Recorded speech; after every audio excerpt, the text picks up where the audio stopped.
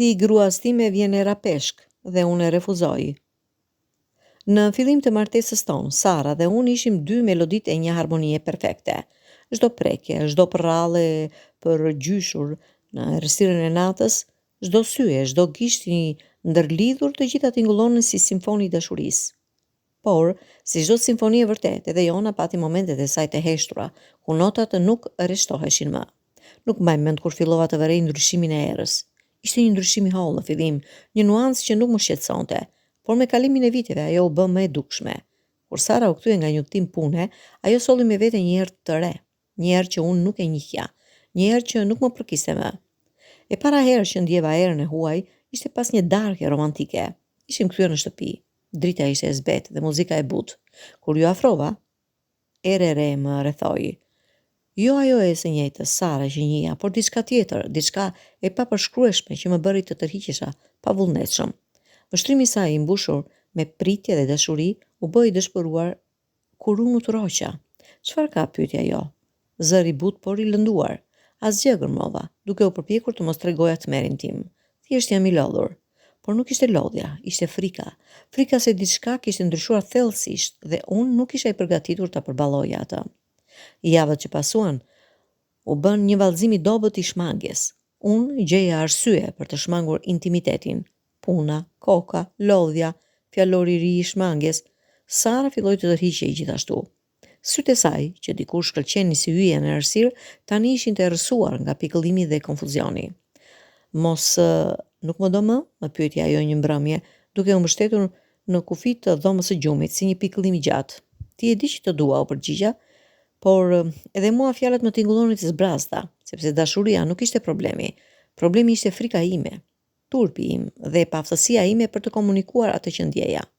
Një ditë, gjatë një takimi me mjekun ton të familjes për një kontroll rutin, mjeku, doktor Kola, një burr me një më shumë se 30 vjet, përvoj, me një mençuri të qetë, pyeti, si po ecin gjërat në shtëpi.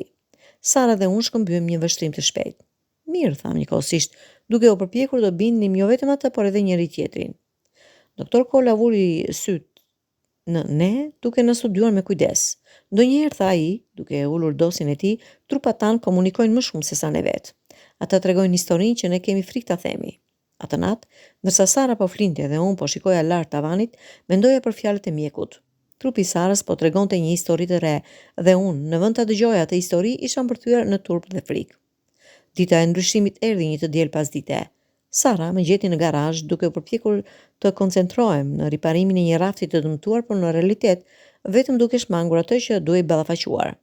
A e di se çfarë më ndodhi? Tha ajo, duke qëndruar në derë mbështetur në kornizë.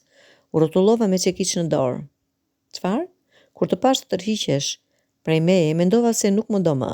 Pastaj mendova se ndoshta të kam lënduar diçka. Pastaj fillova të pyes veten nëse dikush tjetër të kishte marrë vendin tim në zemrën tënde. Heshta duke lënë fjalët e saj të varren në ajrin e mbushur me bojë dhe pluhur.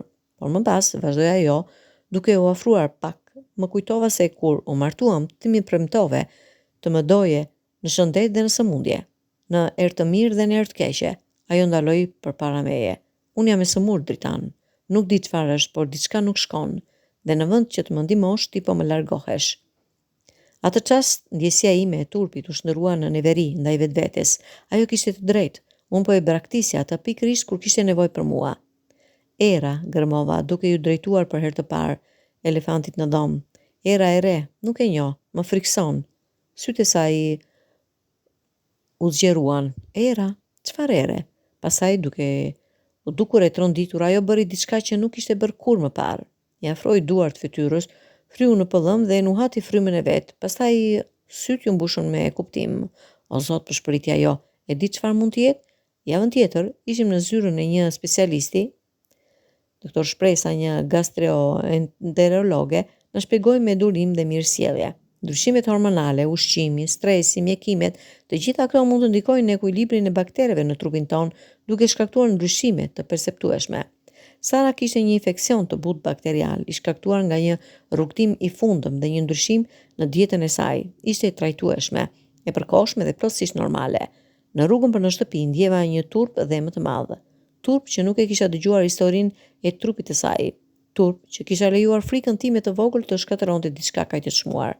Më fal, I thash, duke I kapur dorën e saj, ndërsa vozitnim. Më fal që nuk të dëgjova. Më fal që u largova. Ajo ngriti dorën tonë të ndërlidhur dhe e puthi. Ne të dy mësuam diçka sot, tha ajo butësisht. Ti mësove të më dëgjosh. Unë mësova të të tregoj. Historitë që trupat tanë tregojnë nuk janë gjithmonë të lehta për të dëgjuar. Ato ndonjëherë flasin në gjuhë të huaja, duke përdorur një alfabet që ne nuk e njohim. Por dashuria vërtet nuk kërkon gjuhë të përsosur.